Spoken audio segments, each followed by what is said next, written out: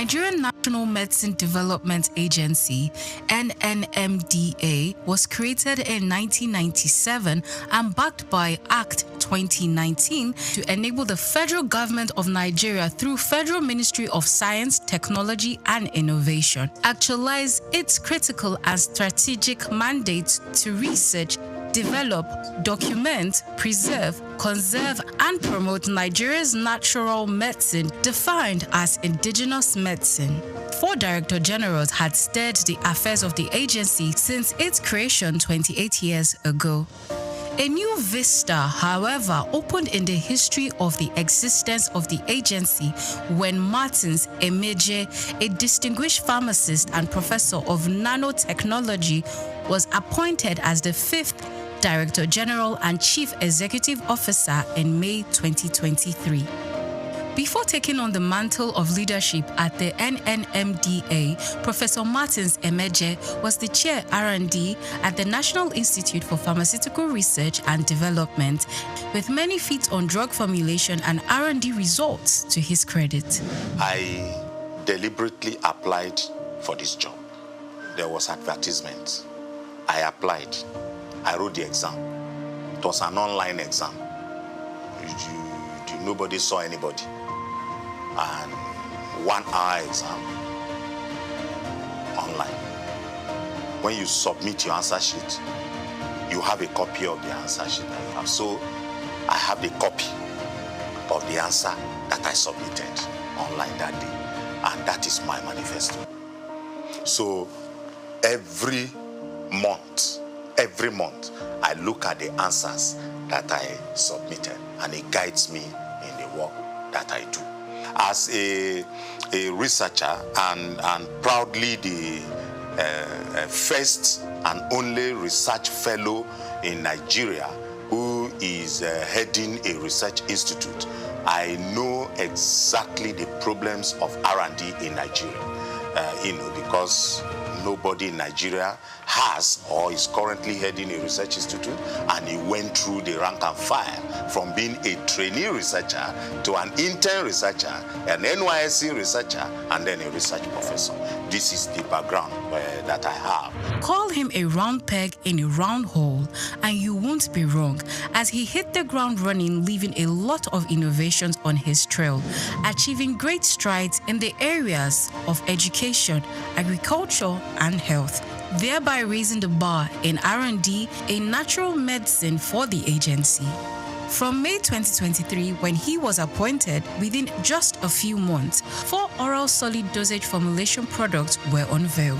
My greatest moment actually happened on 8th of March 2024, when the Minister of Innovation, Science and Technology, Chief Naji, came to Lagos in the campus of NNMDA here to launch 4 oral solid dosage forms. It was not just the first time it was happening in NNMDA, the very first time it was happening in Nigeria. We decided that we will go for education as a major target, as a major KPI. And we went for it aggressively and got accreditation to start a 2-year national diploma in natural medicine. So this agency, for the first time in Nigeria, we now have a school of natural medicine. It's never been heard before. It happened in this administration within these 2 years. Within these 2 years too, because the country saw that we had made explosive advancement in this area, we got upgraded to what we call an awarding body for national skills acquisition in traditional medicine. One of the best medicinal gardens that you can find in Africa right now is in this country, owned by the Nigerian Natural Medicine Development Agency, and we did it these 2 years. In fact, two of our products that is waiting for Mr. President launch was we got our raw materials from our Nasarawa State Farm in Karo. Nigeria is the largest producer of cassava in the world. Cassava. The only country that competes with Nigeria is Brazil. Yet, Nigeria does not have value-added cassava products. Yet, Nigeria imports starch to make pharmaceutical products. We made a presentation to the National Assembly, and the Senate of our National Assembly supported us. So we went into development of pharmaceutical grade starch. Today, we have pharmaceutical grade starch. In health itself, we have developed and submitted to NAFDAC about 23 different products. 23. And they are all at advanced stage of NAFDAC's regulatory assessment at this point. Now, 3 of such products plus 5 of what we did the previous years is available, and people, because we are a research institution not capacitated or competent as by reason of mandate and skilling to do marketing, we do them. We do proof of concept, and we wait for entrepreneurs of pharmaceutical industries, nutraceutical industries, food industries to come take them to the market, right? But we also owe, because, like I said, the huge component of the Renewed Hope agenda is that people should be attended to, so that they know that they cannot lose their hope completely in their country. So in this environment, anybody who wants drug for hypertension, for malaria, for erectile dysfunction, for arthritis, for diabetes, for hepatitis, for about at least 8 different disease areas, they come to our pharmacy here to get the drugs. The past 2 years, under the leadership of Professor Martins Emeje, has seen human capacity development like never before. A development that propelled the agency's researchers into breaking new ground. This agency had never, in its almost 30 years of existence, had never participated in any local conference where researchers went with work they did in their own laboratory to go make competitive presentation. In our maiden outing in these 2 years, we won 2 awards. We went out for the first time and we got 2 awards. We took first position and we took third position. That is gold and bronze. When I came, I met researchers that have been here working for 15 years but with 1 degree. And I told them, you can't be a researcher with 1 degree. So I embarked on rigorous and aggressive drive to partner and collaborate with investors. So we went into that. Today, as I'm talking to you, we have at least 13 researchers and of the agency that are doing different postgraduate studies in different universities in Nigeria. I have a staff that was in Zimbabwe for 6 months. Now he has a master's in intellectual property. At least 7 of my staff have gone to India. Quality assurance has been one of the top priorities of the NNMDA Director General, and the accreditation of the agency's laboratory and product development unit for pharmacy internship program by the Pharmacy Council of Nigeria a year ago. Under the watch of Professor Martins Emeje, the agency recently graduated its pioneer pharmacy interns. I went into nanotechnology or nanosciences after PhD, and I had to go out of the country to train in this area for more than 4 years. So it's an area that I'm keen about. I'm one of the first people, if not the first, in Nigeria to have put in practice nanotechnology. What it has done to me as someone who studied Western pharmacy, which is more like macro study, it is that it has taught me how to manage resources, no matter how simple. The last 2 years has seen NNMDA signing important memoranda of understanding with reputable academic institutions and other critical stakeholders in the areas of training and laboratory services to Nigerian universities. As part of its advocacy and public enlightenment drive, the agency brought together critical stakeholders in the nation's natural medicine space for a national dialogue on rethinking natural medicine aimed at galvanizing the needed support and political will. I want the president of Nigeria to just be coming on television and saying that people, natural medicine, no other thing. Natural medicine, let's do our own. Let him just be saying it. Anytime he's talking to press, let him say it. Because once people know that this is where the president is, this is where his mind is, this is what his body language is, they will start investing in natural medicine.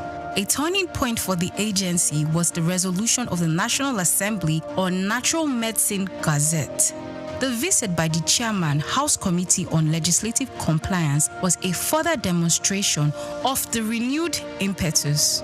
We cannot have 160 million people subscribing to something, and then the remaining 40 million people, you now want to say that foreign medicine, what you call allopathic medicine, that is the superior to our natural medicine. No, it's not.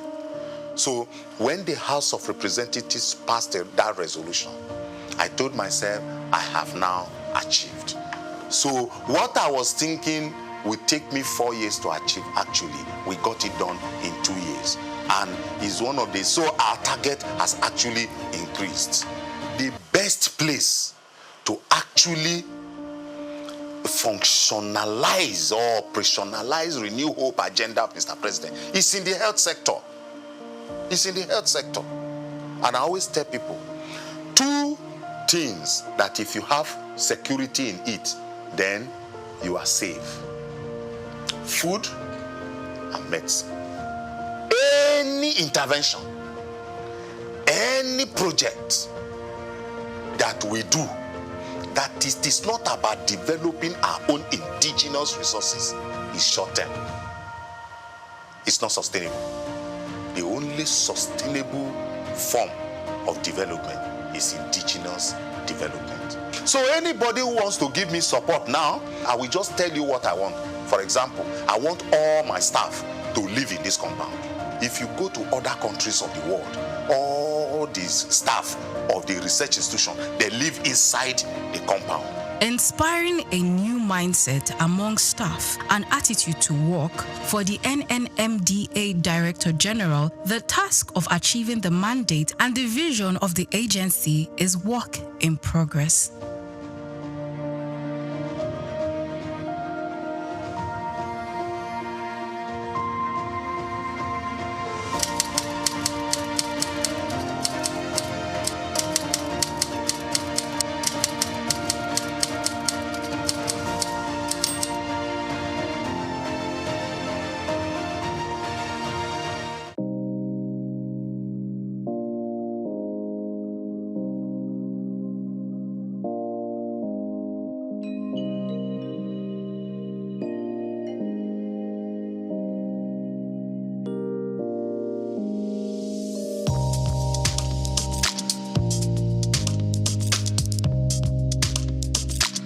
That we should relax and enjoy every minute of the program, of the conference.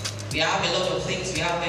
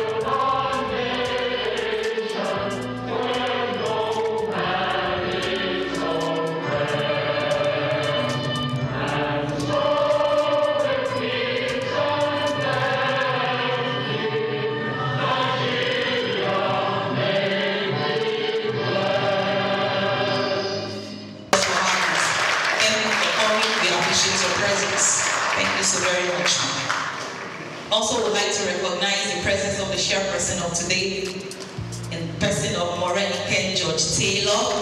She's the president, Restaurant, Cakes, Bars, and Clubs Association. You're welcome. Thank you for coming. We also like to recognize the presence of Mr. Lucas Rahim, who is the director of SIR&D, Lagos State Consumer Protection Agency, SOUQ. You're welcome. Thank you for coming. Also in our midst is Engineer Greg Ashibogu. He's the chairman, GK Foundation and Grashi Global Foundation. You're welcome, sir. Please a round of applause for him, please. He has been a supporter of Mr. Razak's work. Thank you so very much. You're welcome, sir. We also like to recognize the presence of Engineer Oyatoye, who is the Director, Policy Research and Development, Lagos State Safety Commission. Thank you for coming, sir. We appreciate your presence. Thank you. Representing the DG of NAFDAC in our midst is Dr. Ifeoma Okapo. A round of applause. Thank you so very much for coming. We appreciate your presence. Thank you very much. We also like to recognize the presence of Mr. Oluwole Ogundele, who is the guest speaker. Thank you so very much for raising this occasion. We are elated to have you around. Also in our midst today is Mr. Laja Shomiron. He's also a guest speaker today. A round of applause.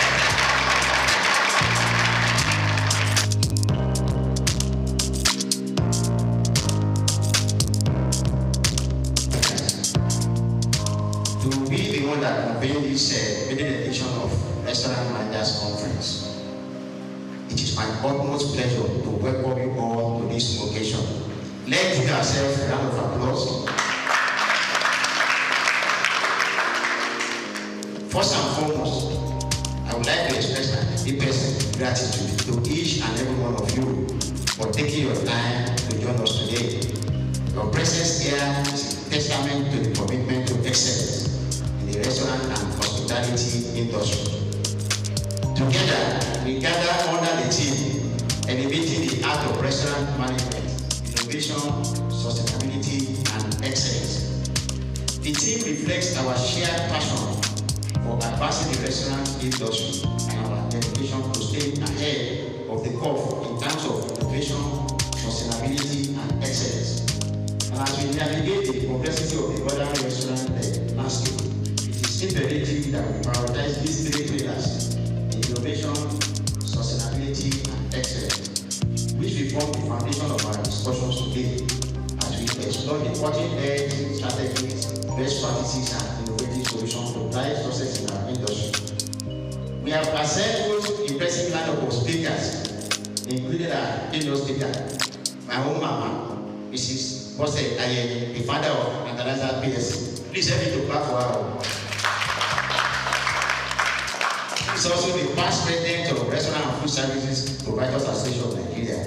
And another motivator, Maureen Ken George Taylor, the president of the Restaurant, Cafe, Bars and Clubs Association, who is the chairperson of today's occasion, to guide through this conference proceeding. I'm equally happy to have the Deputy Managing Director of Street Sensation Confectionery and the host of others. I was happy when we wrote letters to the DG of NAFDAC and I said, we are going to be there. So, this year, Dr. Okafor, I'm happy that you are here. God bless all of us. Throughout the day, you'll be treated to insightful presentations, engaging discussion with our special guests, eminent speakers, AI experts, social media marketing specialists, financial gurus, regulators, industry leaders, and many more valuable networking opportunities for us. Throughout the day, we will explore the latest trends, best practices, and innovative solutions that are shaping the restaurant industry. As Hospitality Care Company, we are dedicated to empowering restaurant professionals with knowledge, skills, and expertise required to excel in our increasingly competitive market. And this conference is a testament to our excellence to elevate the art of restaurant management, The conference is designed to provide a platform for restaurant managers, operators, and industry professionals to come together to inspire, educate, and empower you with the tools and insights necessary to excel in this dynamic and competitive industry. I would like to acknowledge the support of our sponsors, partners, and collaborators who have made this conference possible. Your contributions are invaluable, and we are grateful for your commitment to the growth and development of the restaurant industry. Equally, I would like to acknowledge the tireless effort of our team, who have worked diligently to bring this conference to life. Your hard work and dedication are truly appreciated. Without much ado, the MC has said we need to engage ourselves fully, ask questions, and share our perspective. And we're ready to learn, unlearn, and relearn, and enjoy the company of your peers at this Restaurant Managers Conference 2005. So let us work together to elevate the art of restaurant management and take our industry to the next and enviable height. Once again, I want to appreciate you, and I know by the end of the day, we are not going to leave the navy on getting good health. And at the end of the day, our return on investment is not going to be a waste of time. Thank you once again.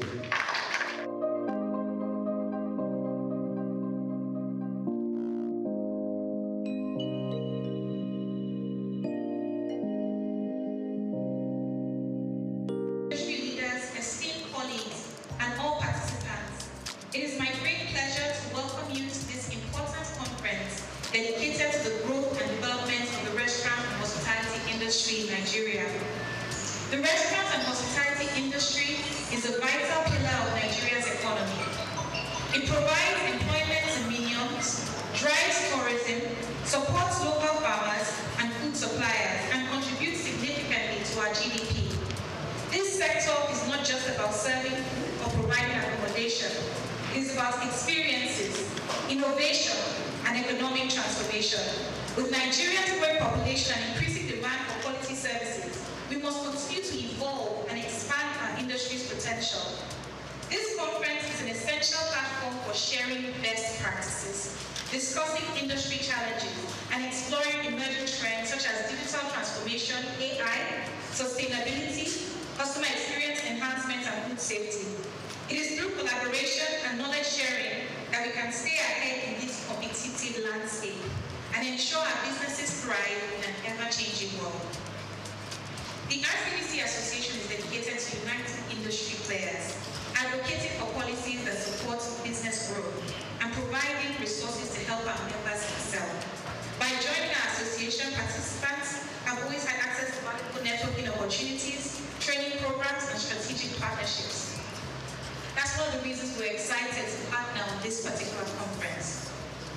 With that in mind, I encourage every person here to actively participate in discussions, share your insights, and take full advantage of this event. It is now my honor to declare this event officially open. Thank you.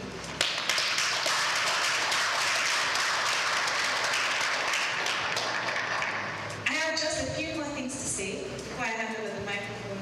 So my question one more time is, did I get my slides up, or will I be winging it? Can you see my slides? Thank you, it's okay, don't worry. So this is supposed to be a little bit interactive, right? It's a managers conference, and I always have something to say to managers. So do we have any managers here? Can you wave your hands? If you are in a managerial or supervisory position, can you wave your hands, please? Fantastic, thank you. So I think I'm in the right room. I wasn't sure when everybody raised their hand. Okay, so I want to ask a question. Who is a manager? Someone should help me, please. Who is a manager? Who is a manager? Anyone can take the answer.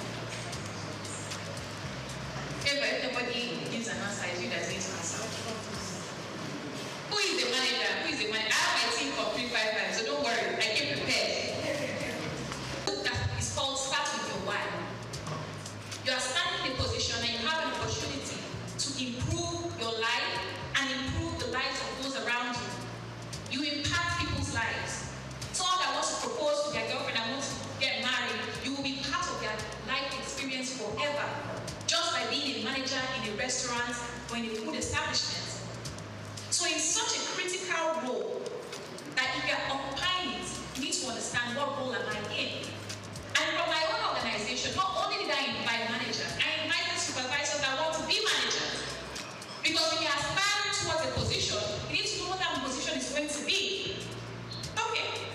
assume you know what a manager is now. What does an effective manager do? So can I have just a few contributions? What does an effective manager do? Yes, please. Effective manager will lead by example. Lead by a round of applause. I am in the right room. I think I'm in the right room. I'm starting to feel like I'm in the right room. Another answer, please. As an effective manager, you first need to work on yourself because you can't give. A manager must work on themselves. I don't know if any of you are familiar with the book 21 Laws of Leadership by John Maxwell. And there's a law called the law of the lead, meaning that you will only lead people up to where your capacity is. Once your capacity is here, you're not going to leave anyone above that. So working on yourself is critical. Please give her a round of applause. Can I have one more answer because my time is limited here. What does an effective manager do? An effective manager must be proactive. Thank you. I like that word, proactive. Let's please give me a round of applause. I spelled out a few things I think that a good manager should be able to have under their sleeve. And I'm just going to take just about 2-3 minutes and I'm going to get off the stage. Don't worry. So I have here you must be hospitable. I call it the spirit of hospitality. If you don't have the spirit of hospitality, what are you even doing here? Why are you a manager? Hospitality is such a critical spirit that it influences you. Are you the kind of person that when people walk into the room, you would say hi? Or because it's your job that you're saying hi? When somebody is panting, would you offer them a glass of water? If someone sits down and they're sweating profusely because they just came out from outside, do you think that the person has to order water before the waiter goes to them and says, sorry sir, would you like a bottle of water? The act of being hospitable. So if you are not hospitable, definitely this will not be the right career for you. What else should a manager be? A manager should be in control. I expect that if you are actually told to govern an organization, you are in control of what's happening in that organization. How can you be in control of what you don't know? So you must be aware of everything that's happening in that place. From the kitchen to the floor, to your marketing, to your customers, what are they saying? If you sit in your office all the time, how are you going to know what your customers are saying about your products, about your space? A good manager must be able to supervise. What is supervision? Is it just giving orders or ensuring that orders are completed? How many times do we need to follow up with you when something is stated? A good manager must be meticulous. Because sometimes, staff are very tricky. They will tell you that they clean the place, they'll clean only the top. When you now go and lift it up, you now notice that this cleaner did not clean the bottom of this space. How are you going to ensure that the right thing is done if you're not meticulous? I'm almost done. A good manager must be intentional. You must decide that you have decided that you're going to be good at what you do, you're going to be among the best. Really and truly, I am for women empowerment. And I do specifically love coaching women to stand out. Because for a woman to have an opportunity, she usually must be 10 times better than a man. So if it's a man that's pretty good, people will just say, oh, let us give that opportunity. But before they give a woman an opportunity to become a CEO or a CEO, you will see her CV. Her CV is double the CV of the man that equally holds a position. Please give women a round of applause. Okay, the men are happy. Give all of themselves a round of applause. A good manager must be a good example. And finally, practice servant leadership. I want you, as you attend this conference, to pick up a few things and decide, what will I do differently following this conference? Maybe I missed something. Before I close up my walkway, does anyone want to add anything else that they think a good manager should be? Any other comments? Thank you, ma'am. Good teamwork and good communication. Give my round of applause! There's no I in team. If you are not a team player, why are you a manager? You can't do everything yourself. You must be given division of labor. And that's why I asked all of you to join me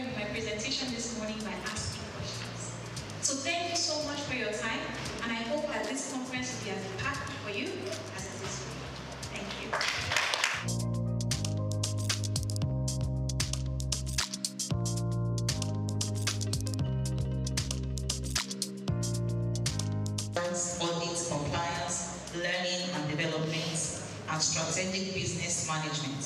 She currently serves as Deputy Managing Director and Executive Director at Sweet Sensation, a pioneering quick service restaurant QSR company in Nigeria.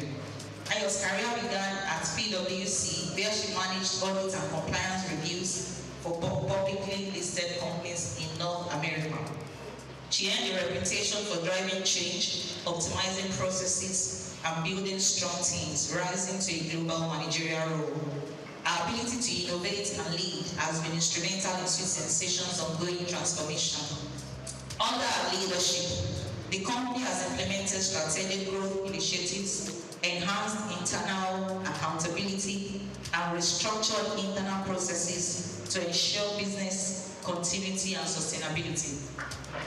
Ayo's empowering leadership style emphasizes coaching, collaboration, and clear communication. Food evangelist, and I think he really is that. So let's please give him a round of applause.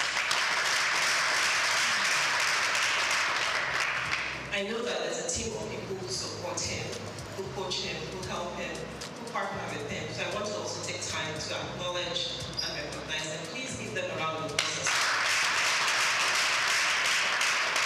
Thank you. Special thank you to the distinguished speakers and guests. I also stand on all the existing protocol, but even with that, I cannot but honor Mrs. Bola Ayeni, who's here. Mrs. Bola Ayeni, the founder of Fertilizers and pioneer in the industry. Thank you for your continued support of the industry. It's also lovely to meet the chairperson of RCPC, an organization I belong to as well. So welcome. Thank you. Again, I don't honor my NAFDAC people, I will get in trouble. So well done, man. Thank you for all you do at NAFDAC. Making sure that food is safe and that people can live quality lives. Thank you so much. Thank you. Okay. Before I dive into my very, very brief speech, I must honor my mother, Lady Dame Penny Hampson, the founder and CEO of Sweet Sensation. Also, the chairperson of Restaurant. I'm grateful for the organization she built because giving me a platform, it's giving various people a platform to lead, to inspire others. So she's not able to be here, but I bring lovely greetings from her to everyone here. Okay, so I've been asked to give a very, very short welcome speech, or I think it's opening a short speech by special guest. And you know, this topic, elevating the art of restaurant management, innovation, sustainability, and excellence, is so relevant.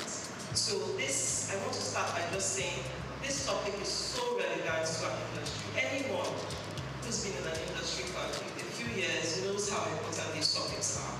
The industry is shifting rapidly. Things are changing so fast. Sometimes you understand your consumers, sometimes you don't even understand them anymore. Technology is reshaping how things happen, and things are moving at a fast speed. So I'm so grateful to be part of a conference that recognizes the importance of these topics and brings people together to learn about these topics. Sustainability is no longer just a buzzword, it is a business imperative. How can we make sure that the organization not just survives, but thrives and can be sustainable for years to come? And I'm really grateful that we have the opportunity to learn about that at this conference. So for those who are here, whether you sponsored yourself to come here or whether your company has funded you, I want to really encourage you to listen. The ability to invest in yourself, to come for conferences, for trainings, it's a powerful investment in yourself. My team who's here, hi team, they know that we talk about growth a lot. Any investment in yourself, whether it's training, conferences, networking, learning from others, at the end of the day, it's a powerful investment in yourself.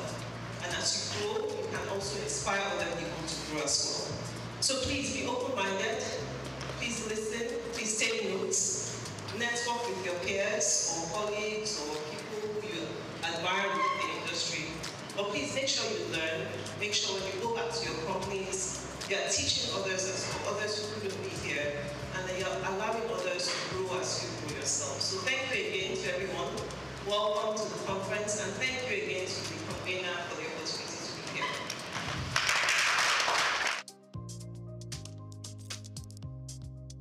Let's clap for you. Which message from the Special Advisor to the President on Capacity Development.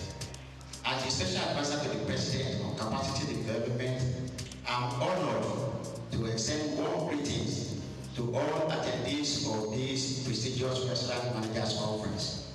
This gathering is a powerful reflection of our collective commitment to the growth of our hospitality sector, an area that the President deeply values.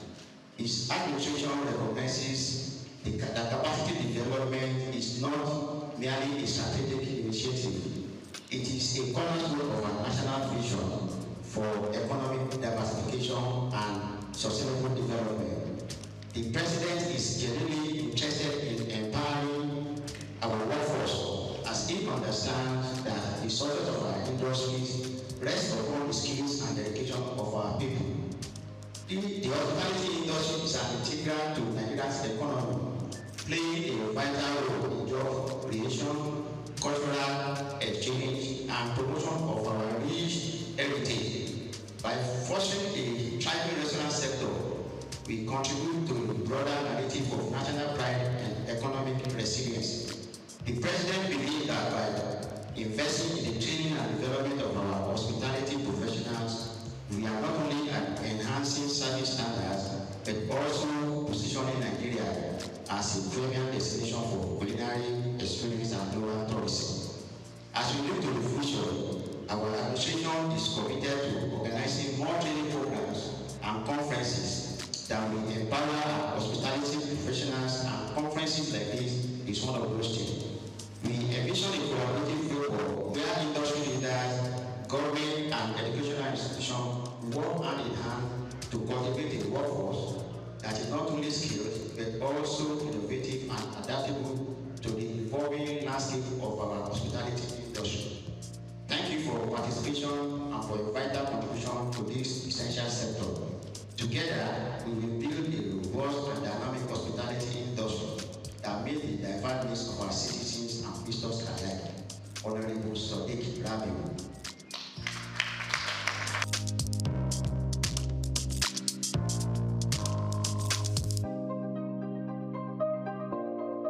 Good morning, ladies and gentlemen. I'm highly privileged to be here. You imagine what this young lady here is doing. I'm particularly excited for this opportunity to stand in this capacity from Nigeria Institute of Food Science and Technology, especially where I represent as the chief servant. You know, that name chairman is just a name. They are the chief servant of the institute, and I'm privileged to be doing that because the Institute of Food Science and Technology has raised me to be a confident person and to be able to add value to the society. And I think that's the beauty of life. That life is not just who you are, but those you are also able to raise. And so, anywhere I have the opportunity to speak, I always give that credit to my mentors, my several mentors who are now fellows of the Nigeria Institute of Food Science and Technology. Particularly, let me congratulate Mr. Razak, our own food evangelist. We call him Mr. Food. He has several names. I have my good message, but I just feel like speaking to us.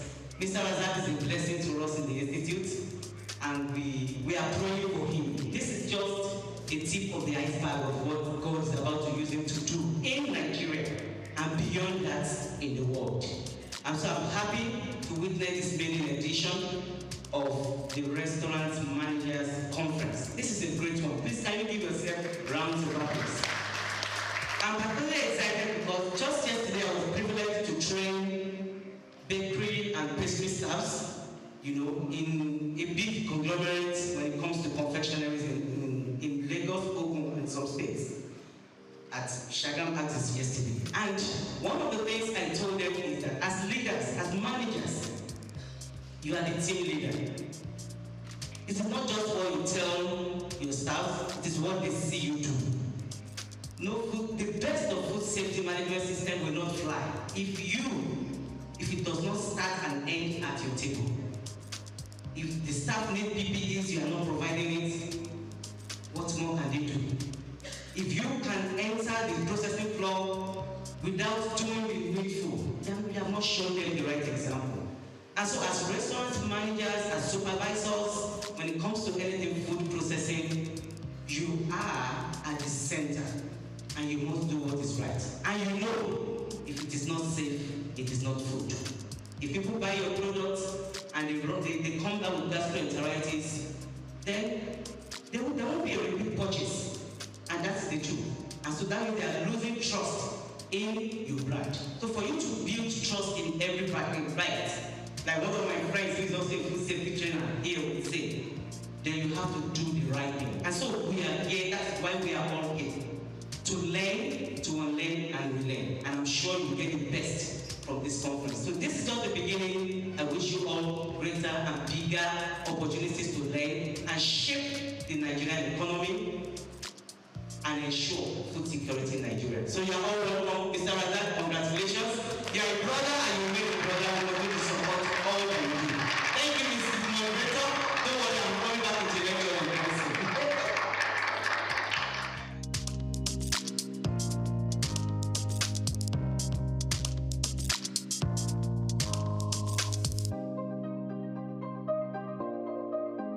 Everybody, and I belong to nobody. So as not to miss out anybody. All protocols duly observed. Mr. Razak, we are here now. You will not understand the meaning of that statement. My name is today.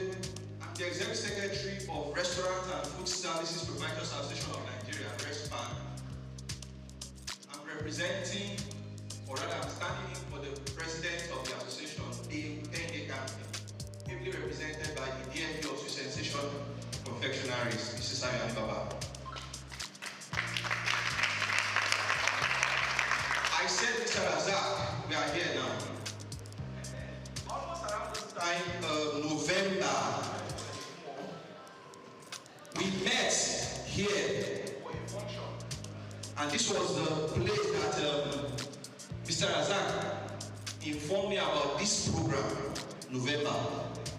And since November till January, he kept calling and calling and calling and calling. I'm not like, this program is in March.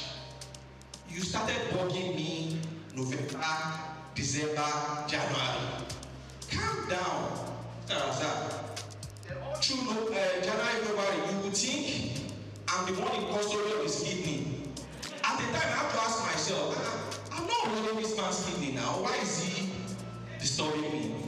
And eventually, you know, I picked this call February, and I told him, I know. You sent in every necessary note. December, be rest assured, we will call. Since I'm not hearing from you, I'm not, you know, getting any feedback. I'm like, the program is March, we will call. So, Mr. Razak, I say again, we are here. Thank you. Now, Restaurant and Food Service Proprietors Association of Nigeria, we're a non-partisan, non-profit making organization established with the aim of protecting the interests of our members in their dealings with regulatory bodies and regulatory agencies. Like the moderator mentioned, that was then. I can give you the assurance that you enter into any of our member restaurants, you will be served quality, not just quantity, quality hot seasoning meals that you will like. Formerly, we used to the Association of Fast Food Confectioners of Nigeria, AFCON. And you know, we try getting more members. We approach the fine dining restaurant and they're like, no, you guys are Association of Fast Food Confectioners, and you know the mentality when it comes to fast food. They believe it's all about job. And mind you, our logo is there. It used to be Eat AFCON, Eat Safety. They're not like, you are saying eat fast food, eat safety. Isn't that a contradiction somehow, but we ask ourselves, and you also need to ask too. You walk into a tantalizer outlet, you walk into a street sensation outlet, you walk into a labelling outlet, you walk into a TFC outlet, and you get to be served a big icon. You have pottage, you have jollof rice, you have fried rice, you have a efori, you have pounded yam. Are these fast food? No. So that is the reason why we decided to change the name and reorientate that conception that we have regarding AFCON without being Restaurant and Fast Food Proprietary Association of Nigeria. And our motto still remains, eat respect, eat safety. You can be rest assured that any meal you are eating from our member outlet is safe and is okay. Elevating the art of restaurant management, innovation, sustainability, and excellence. I want to give you the utmost assurance that the keynote speaker for today is someone who is not just a person, but a voice when it comes to restaurant business in Nigeria. Quote me anywhere. When it comes to restaurant business in Nigeria, in person of Mrs. Bossa Ayede. She happens to be the restaurant sole representative, myself as well, with the Nigeria Economic Summit Group, whereby, you know, the foundation, the program, the roadmap for the new agenda regarding hospitality in Nigeria is being put together. And she was being given an award for her participation, her full involvement and participation in this program, presented by the Honorable Minister for Tourism, Arts and Culture. So, like the MC said, speaker before me said, please relax or learn, because we are here for a whole lot of robust lecturing, teaching, and the rest. And every other guest speakers that are taking the sessions today, you can be rest assured, yes, they are sound. Mr. Razak, count on us as an able and ready-made partners for this program going forward. Thank you. God bless you all.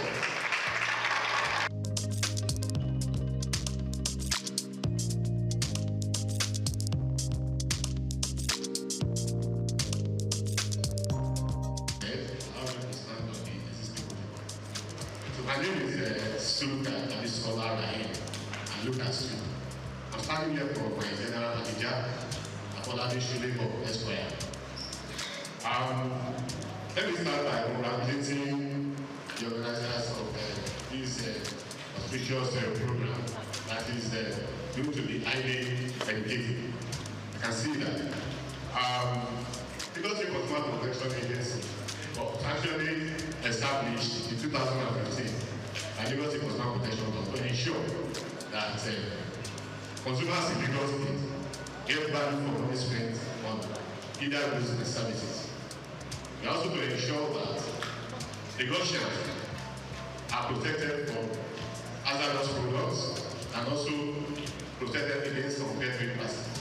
So these are our core mandates. Going back to this event, which is about food safety, I know the keynote speakers are going to do justice to their topic. So in order not to preempt, I don't think I have the knowledge to do that. So I would just want to mention some brief issues in the kitchen area from the experience we've had over the years as an agency. This restaurant operation involves handling, preparation, and storage of food. So those are the key areas we want the operators and managers to look into, to look to the improvements on these three areas. Also, while preparing food for consumers, they should try as much as possible to avoid cross-contamination and food spoilage, so on and so forth. But the area I want to really dwell on is service, how consumers are treated on and off the restaurant. So the first point of contact for every consumer or every customer in the restaurant is the on-the-spot service, how they are received. So I want to say that since the managers are here, over the years, most of the complaints we attended to in the agency has to do with how consumers are received. Not necessarily bad food or bad meal. So I want us to look into that, and possibly our speakers too should help us to address that. Then, apart from on-the-spot services, when I buy food in the restaurant, possibly I take it away, and I get home and I realize that what I bought is not what I actually want, or I detect. In some cases, we have seen somebody who bought food and saw a fly in the food. You cannot rule that out. So now, why try to reach out to the restaurant? The person at the other hand failed to do justice or to attend to the complaint queue. So I want us to, apart from putting somebody that is correct, I think that is the most practice. We put somebody that can speak well. Not that.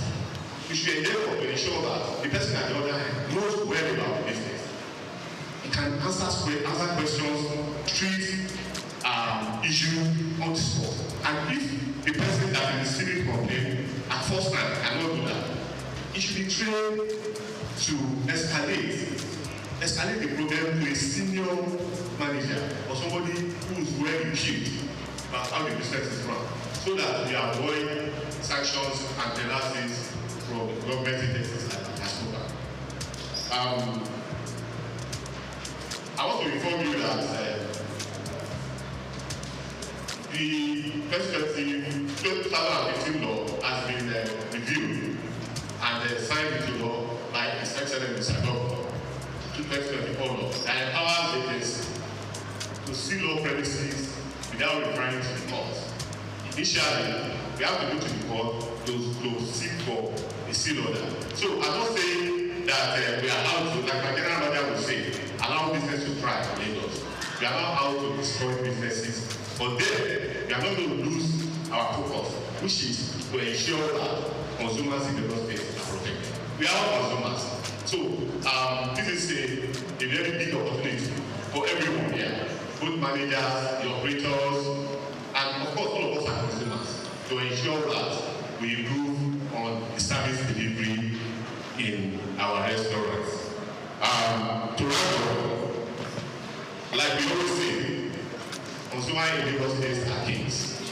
So I want to enjoy all of us here. We always treat consumers as kings. That is the message from my general manager, Afolabi Shilego Espe. Thank you, and God bless you. The distinguished guests, esteemed restaurant manager, industry, stakeholders, ladies and gentlemen, it is my great pleasure to extend warm greeting to you all on behalf of the Lagos State Safety Commission at this prestigious gathering, the Restaurant Manager Conference. I commend the organizers for selecting such a crucial and forward-thinking team, elevating the heart of restaurant management, innovation, sustainability, and excellence. The hospitality industry, particularly the restaurant sector, plays a vital role in the economic and social fabric of Lagos State. As a hub of diverse culinary experiences and a key driver of tourism, restaurants are more than just places to eat. They are spaces of creativity, culture, and commerce. However, ensuring safety, sustainability, and operational excellence is paramount to their continued growth and success. At the Lagos State Safety Commission, our mission is to promote a safe, secure, and sustainable environment for businesses and residents alike. We recognize that innovation in restaurant management goes beyond culinary creativity. It also involves embracing modern practices and adhering to health regulations and implementing sustainable business models that protect both people and the environment. Sustainability in the restaurant industry is no longer an option, it is a necessity. From responsible waste management and energy efficiency to ethical sourcing and consumer well-being, sustainable practices contribute to business longevity and environmental preservation. I urge all restaurant managers to adopt best practices that align with global standards while enhancing customer experience and food safety. Excellence in restaurant management is achieved through continuous learning, strategic leadership, and a commitment to quality. As you deliberate on strategies to elevate your businesses, I encourage you to prioritize staff training, adopt digital innovation, and maintain compliance with regulatory standards to ensure the safety of both the employee and patrons. Lagos State remains committed to supporting businesses through policies that foster growth while ensuring public safety. Lagos State Safety Commission will continue to work collaboratively with stakeholders in the hospitality industry to uphold safety regulations and promote a thriving, resilient, and innovative restaurant sector. Once again, I applaud the organizers of this conference for creating a platform to discuss these vital issues. I wish you all exciting deliberations and successful outcome that will drive the restaurant industry towards greater heights. Thank you. May this conference inspire transformative ideas for a safer, more sustainable, and more excellent restaurant industry in Lagos. Director General, Lagos State Safety Commission, Mr. Larry Mojala. Thank you very much, sir. That was very well said. Very well said. I actually don't know what it means. I recognize everybody that is here, and I have not addressed you in person, it's not that slight. But I think we are beginning to look at the time to see how we can manage our time. I welcome you all to this year's edition. And what's not happened before, from what I heard today, it looks like this is the maiden one. Forgive me if I'm wrong. I welcome you to this conference, and let me start by again joining everybody to salute the doggedness and the passion of the convener, Mr. Razak. Okay. They have described it many ways. I used to know him as a foodpreneur, but I've heard today that he's actually a food evangelist. Whatever name we call him, and what thing we can't take away from him is his passion for this industry. This avenue that he has provided for us today, where we as restaurant operators gather together to share and to sharpen our knowledge, is a major gap that he sees in our industry that he's trying to fill. I congratulate you on your achievements so far and all the people that have worked with you, and I wish you success in your future endeavors. I'm excited to be here, and I count it as an honor to be called upon to share with you from my limited knowledge and experience, and also to learn from the different experts that have been put together, that have been invited to help deepen our knowledge in specific areas of restaurant operations today. The theme of our conference, as we have heard over and over again today, is elevating the art of restaurant management through innovation, sustainability, and excellence. I will start by talking a little bit about our industry. The Nigerian food service market is estimated to be about $10 billion and growing. About half of this market is held by the quick service restaurants, while the other half is shared by casual dining, fine dining, cafes, and the cloud kitchen industry that is not only large, but also has a great potential for growth. As restaurant managers, do you see yourself as of today in this huge market that I've just described? Do you see yourself as a tiny drop, like a pinpoint? Or do you see yourself as a significant player in this big industry? Wherever you think you are, one of the things that you should begin to think about from today is how can you increase your portion of this large market that I've just described. The restaurant industry itself has changed rapidly in the last 5 to 10 years.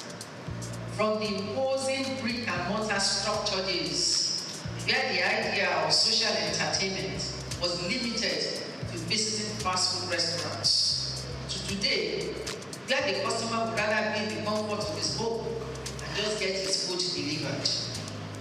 Pop-up stores, food trucks, or sometimes you see them as food cars, are becoming a trend in urban and densely populated areas of our country. These are beginning to account for a good portion of the restaurant, of the revenue of this industry. How then do we ensure that as restaurant managers, we also get a significant portion of this growing pie? Our industry is not without its own share of challenges operating in an environment such as ours in Nigeria. These challenges, which cannot be underestimated, range from rising costs, multiple taxation from different tiers of government, poor infrastructure, strong and formidable competition, manpower skills shortage, and to changing restaurant managers and restaurant owners to sustain our business in the face of these challenges. Again, when we look at the theme, elevating the art of restaurant management through innovation, sustainability, and excellence, the aim of this theme is to ginger our thoughts as restaurant owners or restaurant managers. First, let's look at innovation. There have been changes in the lifestyle of our target audience, as there have been changes in the demographics that we target. The changes in our industry range from the building structure, like I said, it used to be imposing buildings that we all had, to application of technology, either in the food processing or in consumer engagement methods. And of course, marketing methods have changed dramatically. On a lighter note, while I sat there, Morenica took the picture. She got somebody to take a picture of two of us, and she said, content. And I laughed. I don't know if I said it out to her, but you know, we operate in two different generations. My generation would rather hide, but our generation is to put it in the face of everybody, and that was what she wanted. When she said content, that's again a difference that has happened in the environment that we are currently operating in. COVID-19, with the attending lockdowns and movement restrictions, need customer service methods. Embracing innovation, no doubt, has its own definite benefits. The benefits will range from increased visibility. You can also leverage technology to reach the wider network of your consumers or potential customers through all these mobile devices that you carry around. Innovation can help us in improving our service delivery. We can leverage technology our customers. Innovation can help to reduce costs through process automation or the use of technology to replace, where possible, all customer-facing activities. There are businesses that don't even have the front of the house activities anymore. They use technology to take the orders and they deliver. Technology is therefore playing a key role in food processing process, how to order, when to order, and how to pay for the order. These apps are also being used to manage customer loyalty. The use of technology itself impacts the need for brick and mortar stores. Like I've said, not only will it impact or has it impacted the size, even the existence of those structures. And of course, the size of the restaurant itself. Who needs a whole building if you can reach your customers through technology? Or if your customers can't reach you through technology. Customer engagement is another area where innovation can be seen in our industry. These engagement methods are geared towards giving the customer unique dining experiences from, for example, arts and restaurants, where your food is put right in front of you. It's a unique experience just to hook the customer. And of course, you can use technology to modify your recipes to suit the customer's preferences, unlike where we have mixed recipes that is made to fit a general populace. These emerging changes mean that the restaurant operators, as restaurant operators, we must be ready to also have a mindset shift from the way we used to do things, if we are going to remain contemporary, or if we are going to remain relevant in the industry that we currently operate at. How do we adapt to changing consumer preferences if we do not innovate? Innovation must therefore reflect not only in our marketing methods as the customer profiles and lifestyles are changing. These days, we talk about brand ambassadors, brand influencers, and social media influencers. These never existed 10, 15 years ago, but in present day, they constitute a major chunk of the marketing budget. I go on to sustainability. An organization, much like a living human being, is constantly changing, but it's constantly adapting to it. Sustainability will touch on key decisions that we take from the business model itself to what our capital structure should be if we want that business to survive, and of course to the key business processes that we go through, all with the view of continued survival of the enterprise. In other climes, the care for the environment and the society at large is linked to business sustainability. Implementing global sustainable practices like reducing food waste through repurposing leftovers, using eco-friendly packaging materials, and so on and so forth, can reduce costs while at the same time reducing environmental impact. Of recent, we all know Lagos State bans the use of styrofoam and other single-use plastics. All major supermarkets are no longer using the carry-out bags, traditional carry-out bags that they had before, and customers are now being forced to pay for reusable bags or biodegradable bags. We as an industry must be prepared for the extension and enforcement of sale to our industry. What then will our position be? I keep wondering, are they able to charge for the more expensive bags, or how do we absorb the additional cost in the cost of the meal in the restaurant?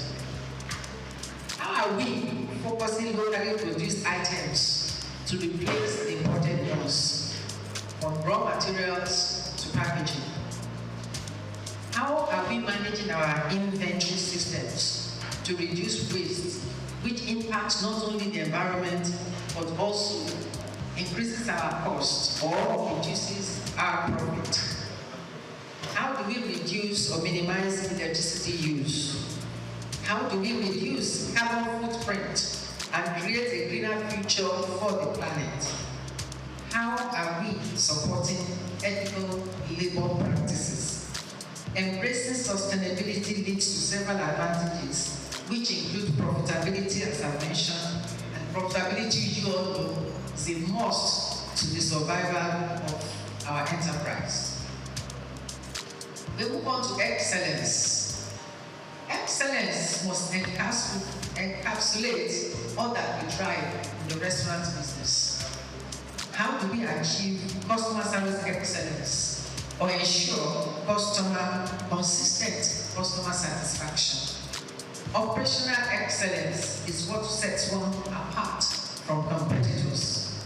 Excellence is what leads to growth and success in the business.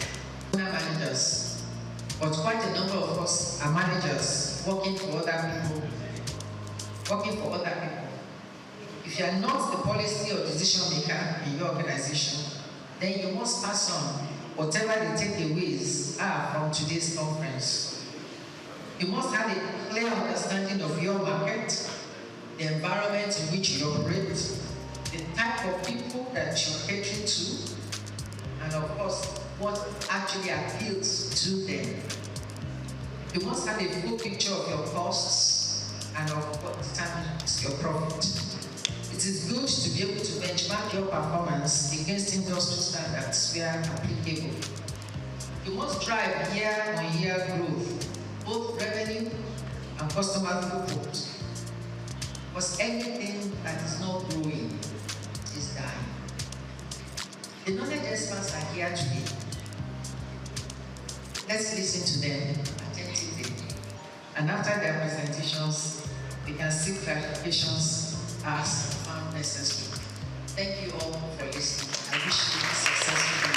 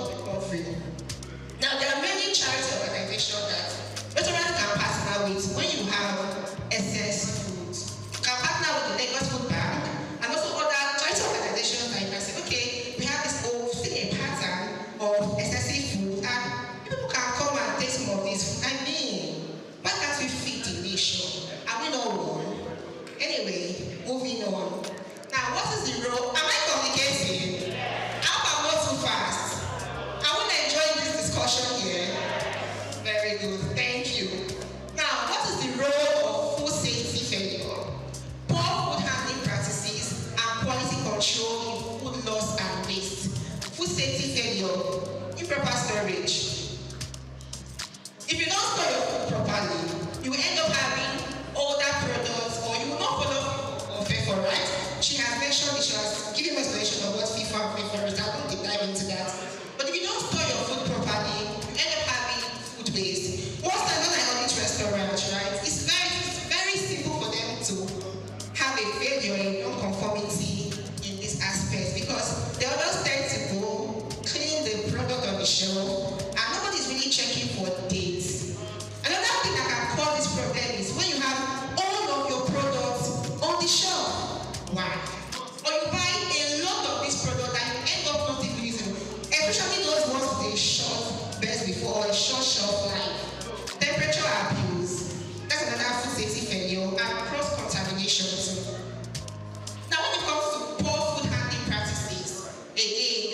take away FIFO from this. Mishandling during preparation. If you don't handle your food properly, and they go to the floor, that's waste already. Except of course in your restaurants, when food drops on the floor, you pick it, you clean it, and you serve the customer. And I'm sure that I don't have any restaurant managers that are doing that poor policy practices. The lack of hygiene. She has talked about washing your hands, your earrings, all of those things. It's very important as managers or as food business staff, we need to have proper hygiene. If you lack good hygiene, it's as well as putting money into the waste bin. And lastly, quality control, overcooking, undercooking, inconsistent portioning, getting food for minor defects. I don't know if this is news to many of us, right? But sometimes people reject product because they look ugly. Not for food safety cases, or not for the sake of food safety, but because I don't just like how this tomato is looking. It's not looking very fine. So they end up throwing it away. But you need to understand that nobody knows whether a tomato is fine or ugly when it is being cooked. So you need to have a very good relationship with your vendors. Tell your vendors, okay, these are the qualities I am looking out for. Have a checklist. Train your vendors and train the staffs around, those who are handling it. Training is very important though. It's not you come to work, you resume work that first day, wear your hairnets, wash your hands, remove your earrings, and that's the end. Training should be continuous. You can have on-the-job training. You can have trainings with external people. You should have a trainer who is already in a restaurant that can train down on those who are upcoming. Okay? So the role of food safety, poor food handling, and risk control can never be taken away from food loss and waste. Remember, food safety failure can make you bleed money. Poor food handling practices will make you lose money. Poor quality control, you are losing money, and that is money and that is profit that should have been generated back into more money. Now, what are the best practices, tools, and techniques in combating this hidden cost that is draining into your profit, which is food waste? Number one, for your purchasing managers and storekeepers, let them check orders for quality when receiving. Have a checklist. If it's not documented, it means it is not done. So if there's no checklist and you are not coming to the is good, there's a tendency that there will be a mistake. And once it gets into your kitchen, it may get rejected. Ensure FIFO when storing. Donate under-used items, but always track. If you know that you're always having excessive products, you need to keep a track and say, okay, why am I having this product? Is it that it's not moving? People don't like it. So that I don't end up buying a lot of things that you're giving out, because really for restaurants, you are not buying to give out for free. You are buying to make money, to put back into your business. So we have a lot of product that's every day or every month getting here out, you're donating it excessively. They need to have a track record and say, do I need to take this off completely or do I need to reduce it? Again, train your staff.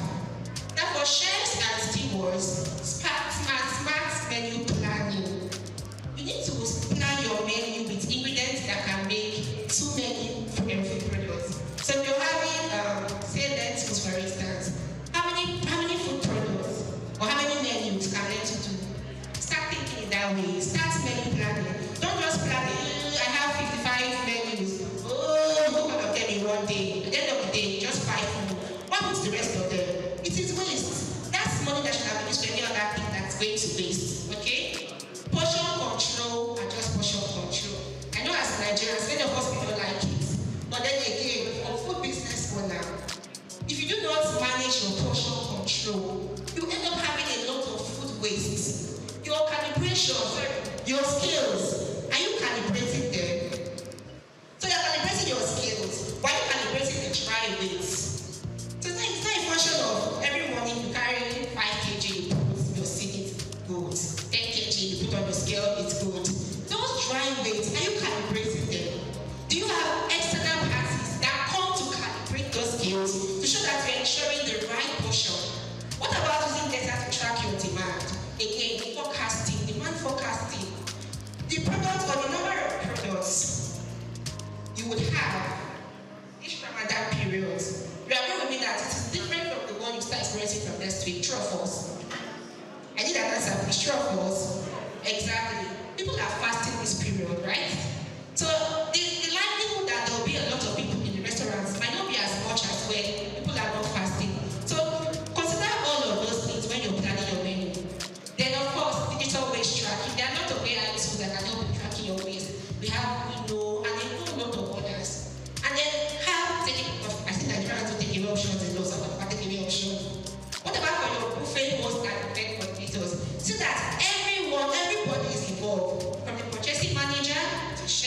was even to event coordinators. Know the amount of guests that you are inviting to an event and plan accordingly. Have a food waste policy. This is new. I know for manufacturing companies, because those who are the FSSA national space, it is not new to them. But for restaurants, having a waste policy might be new, and to be a good initiative so that your customers know that you are trying to make money and to also save the environment. So to be a good thing to have a food safety, a food waste policy initiative, partner with food banks and again training. But the important thing is train. Do not get tired of training. If you get tired of training, call experts that can help you train your people. Please again, I'm saying train your people. And FHSC also carry out training. Just let me put it out there. Now, what is an action plan? I have mentioned what food loss and waste is. I have mentioned where food waste can be gotten, can be from the preface or the post phase, right? Before the customer or after the customer. What you need to do. Start with the food waste audit. We all know that we all have the HACCP team, right? You can also have a food loss team. Everybody should be involved. And it should also start from management. You see, food loss and waste should not be having conversation on the shop floor or in your kitchen. You should be having food loss conversations in the boardrooms where your boss is saying, we're having a lot of waste, what do we need to do? That's the only way you can drive change. But if you're talking about food loss and waste in the kitchen, it might not really have that effect you want it to have. So the important thing is to have meetings, with the top management, get them involved, and have a team. Then start with a food waste audit. Every food business is a system to identify where waste is happening, to track reduction and enforce prevention. So we talked about where the waste can happen. Now, I do not know your individual kitchens, so I cannot tell you where your hotspots are. That is the work of everyone here. After this conference, remember that the lady with the glasses said, know where my hotspots are. Go to your kitchen. Managers tie into their KPIs. Let everybody identify where the hotspots are. And then there's a strategy of technology that we talk about. It's called the TNA. You target, you measure, and you act. But I'd like to expand it a bit. You target, you measure, you reduce, and you act when you communicate. It's very simple. Have a smart goal. Tell everybody, or you tell yourself, okay, in the next 6 months, I want us to reduce our food waste by 30% in maybe portioning. And because if there is no goal, you'll be too relaxed to want to try. So goals keep you on the edge. Like, okay, I have a goal, what do I need to do? So that is what targeting does. Then you measure, you track, where my waste coming from? Is it from the preface or from the post phase? You need to know, you need to measure. When you measure, you know whether or not you're reducing or you're not reducing the waste. And then you act. After knowing your hotspots, after measuring, okay, what do I need to do? Do I need to cut down? Do I need to do a smart menu planning? What are the things I need to do? And then you communicate with people. You cannot have all of this and keep it to yourself. You cannot drive change and keep it to yourself. So you must communicate with everyone, and I mean everyone in each department. Let them know that, look, this is serious business, so and we all have a part to play in food waste reduction because we're talking about money here. And lastly, also, another methodology we can use in reducing food loss and waste is the 4 R's. We have the reduce, the reuse, the recycle, and the recover. We cannot say we are fighting food loss and waste. We cannot fight food loss and waste because it's a whole lot. But we can prevent food loss and waste from happening. So that's where the reduce part comes into place. And then you reuse this product. Don't be in the habit of throwing things. Look for ways that you can use food products. Throwing should be your last option. Then you recycle and then you recover. I have a friend who does this technology, right? I don't know how he does it, but he's so smart. And he does SOUQ aways for businesses. I really don't know how it works, but this SOUQ away uses food waste and it generates gas for cooking. So you end up not spending so much money on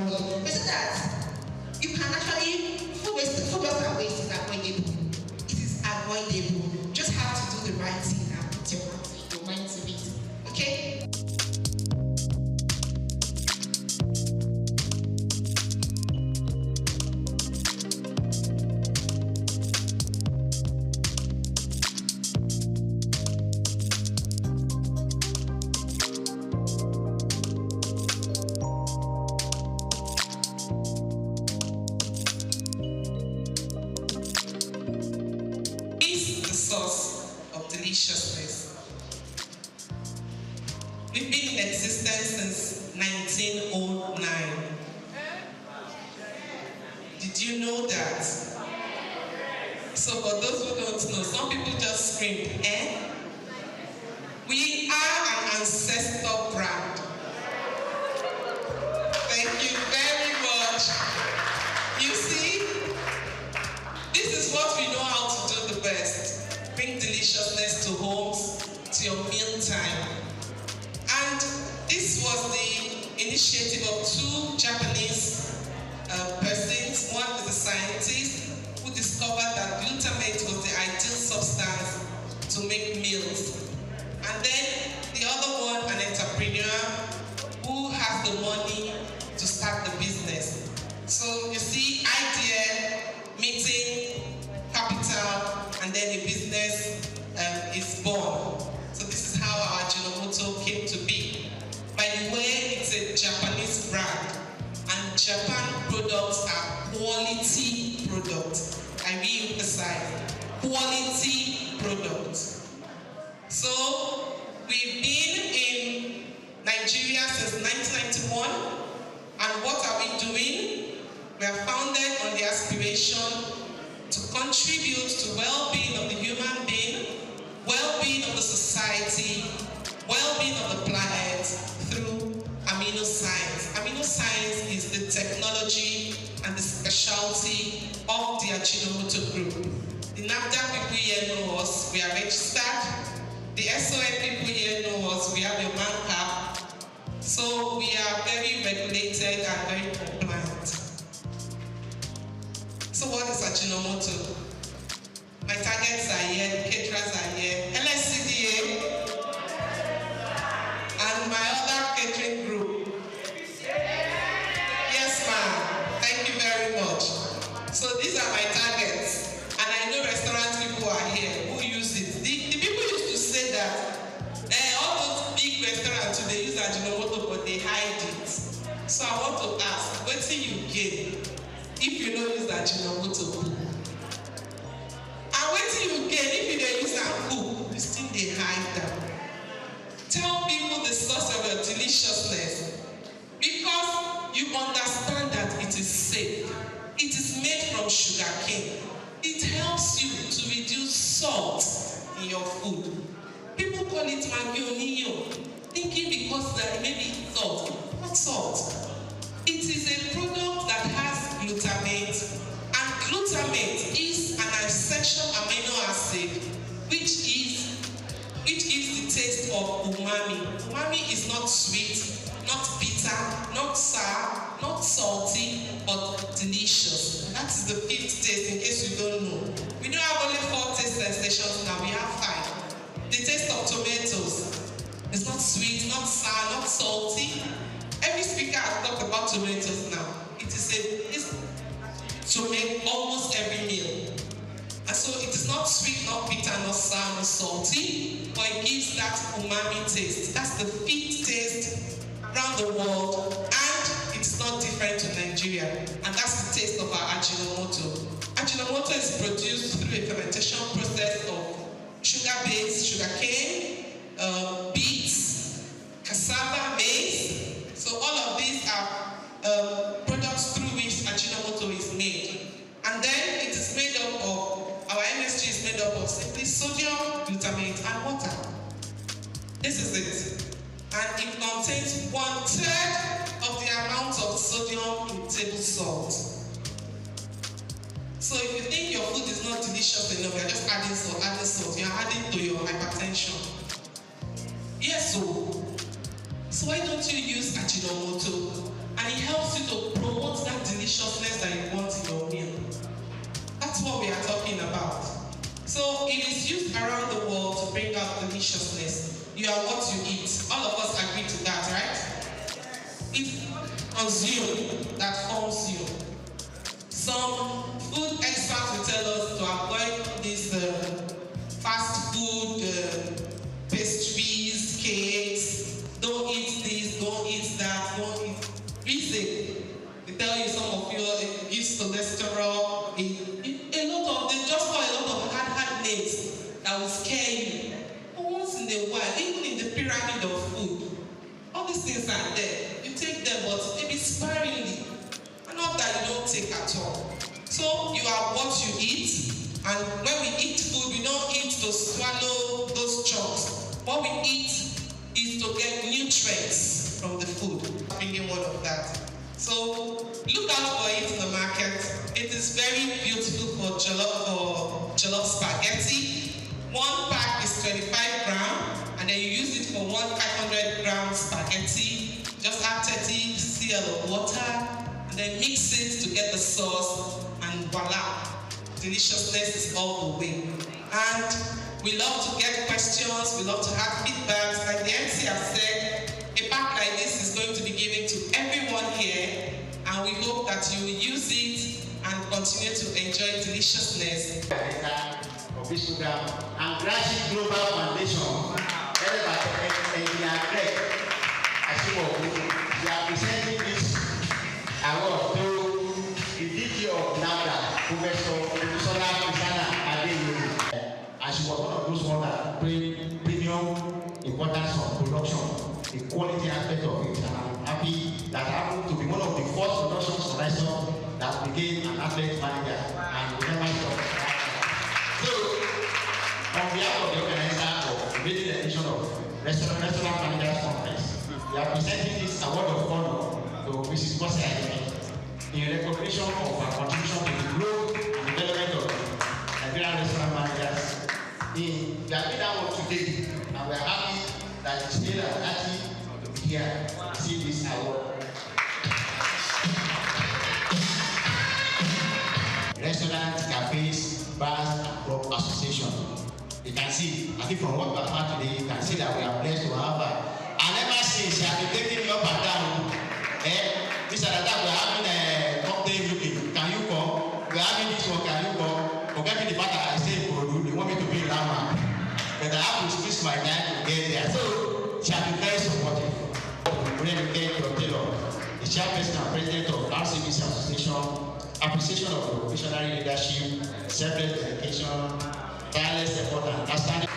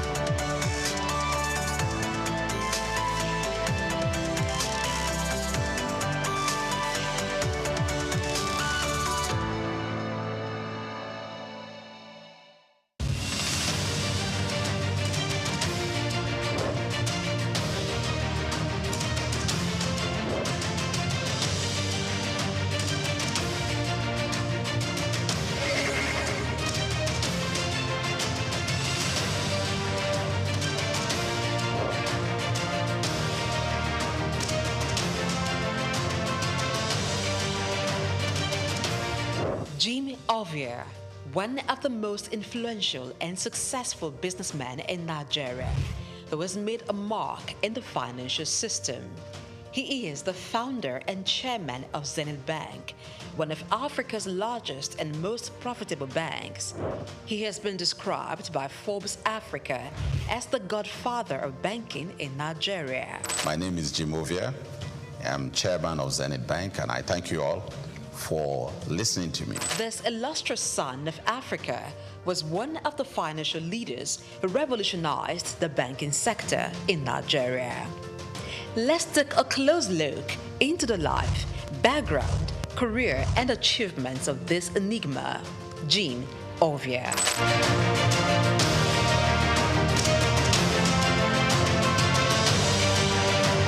Jim Ovia was born on November 4, 1951 in Agbo, Delta State, Nigeria, to a large family as the second son of Chief Obi Olihe of Agbobi in Delta State. Being one from a humble background, Jim attended local schools as he had lost his father at the tender age of 4.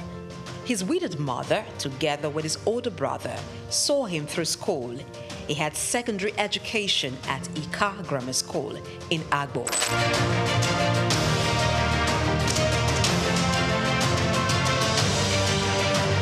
Due to his interest in business and technology, he proceeded to the United States to study business administration at Southern University, Baton Rouge, Louisiana, USA, where he obtained a bachelor's degree in 1977.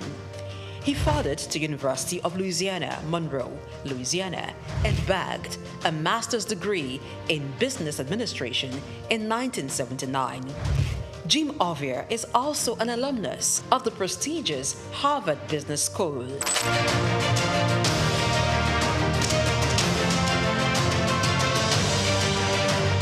Jim Ovia worked briefly as a clerk in Union Bank in 1973 before proceeding for tertiary studies. Upon acquiring immense business knowledge from international institutions, he returned to Nigeria, his home country, and began a career in banking.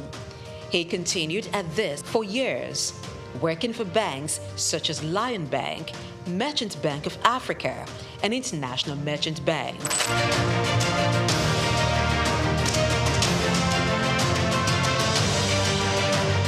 After many years in the banking industry, in 1990, Jim came together with some colleagues to found one of Africa's largest and most profitable bank, Zenith Bank.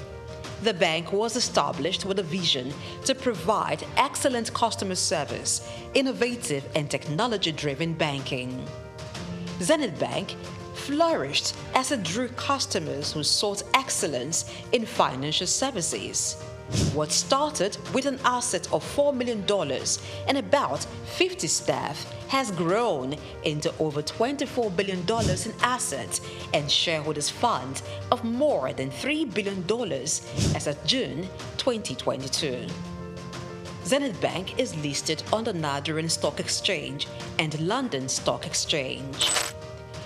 Jim Ovia served as Zenith Bank's Chief Executive Officer and Managing Director from 1990 to 2010, and then Chairman from 2010 to 2014. After a brief break, he returned as Chairman of the bank in 2016 and remains so till date. Under his leadership, Zenith Bank has grown to become one of the leading banks in Nigeria and Africa, standing tall among some of Nigeria's first-generation banks of repute, a feat rare for second-generation banks established in a time of tension between military and civilian regimes and economic instability. We will build our own roads to our branches if we're building branches in some cities, towns where the roads are not good enough. We have also bought power plants, generating sets to power electricity into our building. When we do all this, we also even had dug borehole to supply water to the building.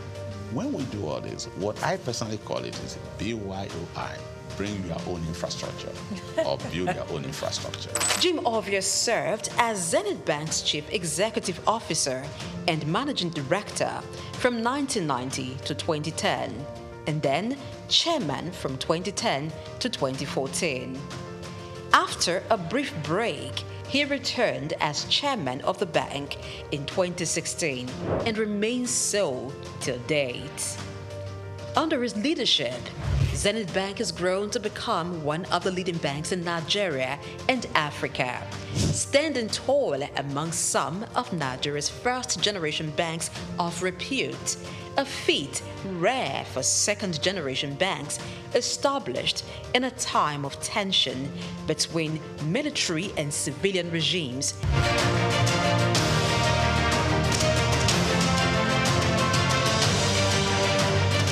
Zenith Bank has diversified its services to include insurance, pensions, stockbroking, and investment banking. The bank has won awards and recognition for its performance, governance, innovation, and social responsibility, inspired by its chairman's belief in giving back to community.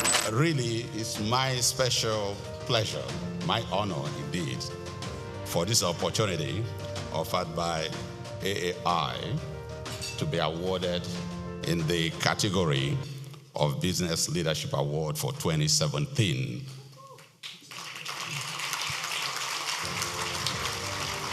As an entrepreneur, Jim Ovia has made investments in sectors other than banking. They include oil and gas, telecommunication, real estate, power generation, media, and most recently, education. He is the founder and chancellor, James Hope University, Lekki, Lagos State, which has been approved by the National Universities Commission, NUC, to offer postgraduate degrees in business courses.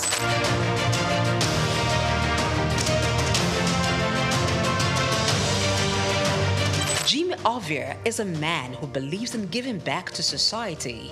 He has engaged in philanthropic works through his foundations, Mankind United to support total education, MUSTE, and Youth Empowerment, ICT Foundation.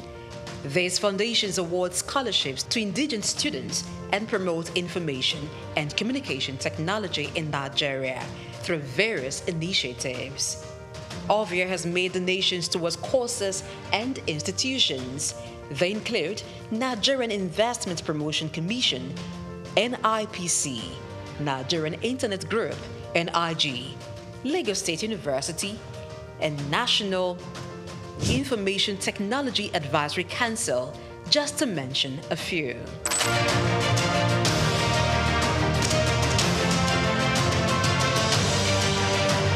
In recognition of his contributions, Jim Ovia is a recipient of many honors and awards. In 2012, the University of Benin awarded him an honorary doctorate degree. Former President Muhammadu Buhari in 2022 conferred him with the national honor of the Commander of the Order of the Federal Republic, CFR. Also in 2022, Jim Ovia was conferred with the National Productivity Order of Merit, NPOM Award, by the federal government of Nigeria.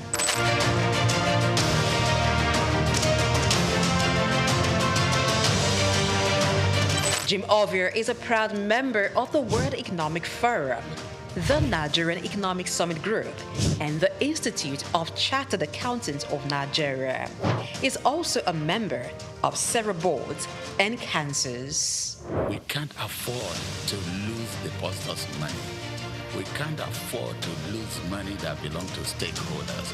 So you must structure your industry in such a way that the best are nothing but the best are there. As chairman of Zenith Bank with more than 9% stake, Jim Ovia in 2015 was estimated by Forbes to have a net worth of $550 million. This net worth obviously has been surpassed since then.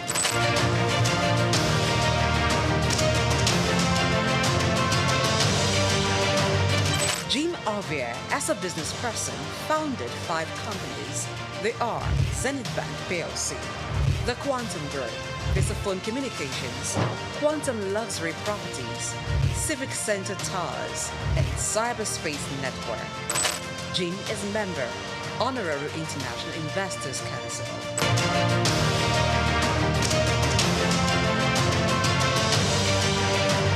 Kay Ovia is CEO, Quantum Markets Limited, a firm that offers stock brokerage services. She sits on the board of several organizations and is chairman, board of directors of Cyberspace Limited, a leading software engineering company.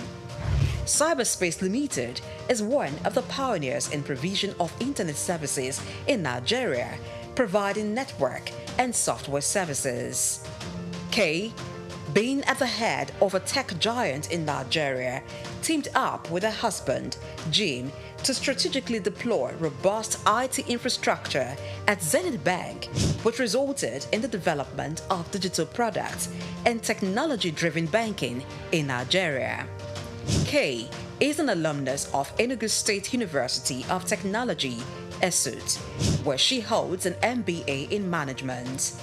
She is much given to philanthropy, with several initiatives to transform lives, particularly those of the underprivileged.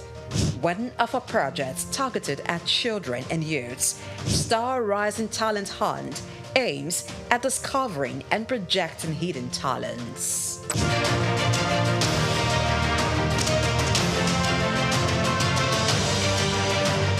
Jim is married to businesswoman and philanthropist Kay Ovia. She's also a hotelier, proudly running Starwood Hotels. Jim and Kay Ovia are blessed with 5 children: Isioma, Zephyr, Tito, Tommy, and Jesse. As a family man, Ovia enjoys spending time with his family. He also likes reading and traveling.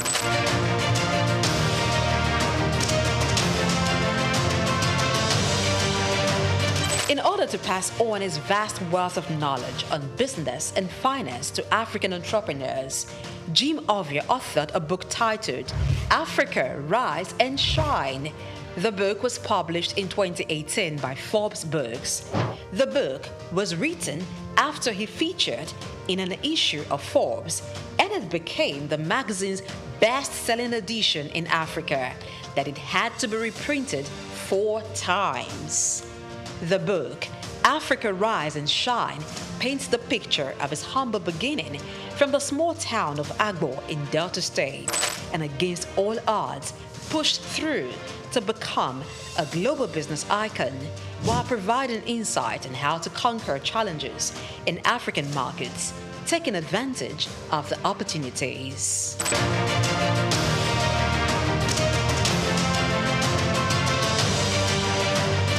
The man, Jim Ovia, is a firm believer of Africa being a continent abundant with natural and human resources. He has constantly pitched the continent as a land filled with investment opportunities in international business forums such as the Harvard Business School Annual Africa Business Conference, Bloomberg Global Business Forum, Commonwealth Business Forum, and the World Economic Forum, where he has been invited to participate and even deliver keynote address. Jim Ovia remains one of the pride of Africa and a great contributor to Nigeria's economy and the financial landscape in Africa.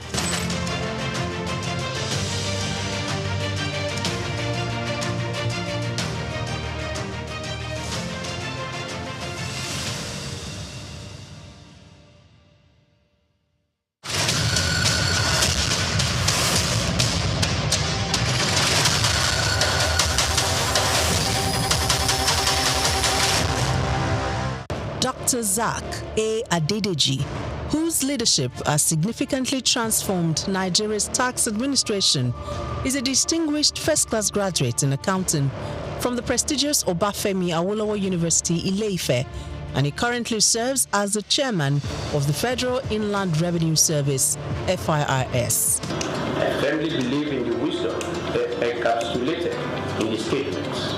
Revenue growth is the lifeblood of the nation's economy, providing means to fulfill essential duties to its citizens. These words capture the core principle that will guide us as we navigate the challenging terrain ahead, ensuring that our nation thrives and fulfills its obligations to its citizens.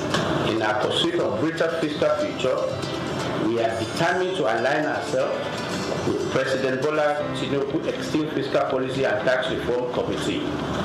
This collaboration will enable us to shape the prosperous fiscal landscape that will empower our nation's growth and development. Born on January 8, 1978 in Ogbomoso, Oyo State, Nigeria, Dr. Adedeji is an accomplished accountant and public officer with extensive expertise in corporate taxation and public finance. His journey in public service began in 2011 when he was appointed as Commissioner for Finance in Oyo State.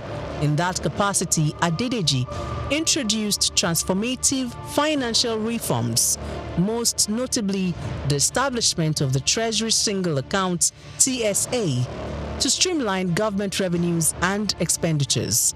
In March 2021, President Muhammadu Buhari appointed Adedeji as Executive Secretary of the National Sugar Development Council (NSCDC). In this capacity, he founded the Nigeria Sugar Institute and spearheaded the Sugar Backward Integration Program, which sought to enhance local sugar production and reduce reliance on foreign imports. In June 2023, President Bola Ahmed Tinubu appointed Adedeji as Special Advisor on Revenue, and by September of that same year, he had ascended to the position of Executive Chairman of FIRS, Nigeria's leading tax authority responsible for the assessment, collection, and management of federal taxes. The focus will be on these indirect taxes, so that as long as you consume, you have to pay. As long as you have interest on your investment, you have to pay. And this is echoing Mr. President's message that we are not going to tax the seed, but we are going to tax the fruit. The fruit is what we focus on. So all those things, when we have this holistic process, it will be captured, and that the vision is to have a progressive tax, that if you earn more, you pay more, and if you earn less, you will not pay. Under his leadership, FIRS exceeded its 2023 revenue target of 11.55 trillion naira. As chairman of FIRS, Dr. Adedeji implemented a performance-based system aligning with the service's new slogan, simplifying tax, maximizing revenue. Dr. Zaka Adedeji has done incredibly well in transforming and reforming the tax processes and procedures in Nigeria. In a little over a year being at the helm of the affairs of the tax body in Nigeria, we have seen a significant improvement in revenue generation. His policy of not crumbling business with taxation is something that also needs to be applauded. Zaka Adedeji philosophy is taxing fruits and not the seed, and taxing prosperity, not poverty. Because if you look at the fiscal landscape of Nigeria in the past 10 years, you find that businesses have struggled to live, and that has led to the exit of so many businesses from Nigeria. But with this new reform, we're saying that the businesses will profit from the reform processes, and that will mean more business for Nigeria. We will have a lot of foreign inflow in terms of foreign direct investment that will actually drive the process of economic growth for the country. And I think he has done so well, and he deserves a kudos, especially for taking the giant stride to restructure FRS for efficiency, for accountability, and for value for money. He has also made the welfare of the staff a top priority, fostering a positive working environment that has brought smiles to the faces of FIRS employees nationwide. Supporters of the tax reform bills highlight several key benefits, harping on the need for streamlined tax processes that could reduce bureaucratic hurdles and foster an environment where businesses can thrive. He has initiated a lot of reform which dovetail into the tax reform bills that is before the National Assembly. This initiative is to improve on the tax administration system in Nigeria with a view to improving on the collection systems that will be beneficial to every member of the Nigerian state. SOUQ, as is well known, has improved on simplifying tax reform even within the federal land revenue, which in no means has improved on tax administration. And he celebrated essentially for the core initiative of the tax reform Under Dr. Adedeji's leadership, Nigeria's tax system has gone beyond mere policy adjustments. Its focus is on fostering sustainable growth and ensuring that the benefits of tax reforms reach both businesses and citizens. So those that are attacking the bill, one, they are doing that in view of the formula they discovered, which may not be, will not augur well for them when the VAT allocation. And then secondly, they may be having the feeling that this law was just designed to favor Lagos State in the course of its own effort to become a state that has special status. Okay? It says so that will make it to be seen as if it is a country of its own, even though it's not up to the level of country, but it is higher than all other states in the country.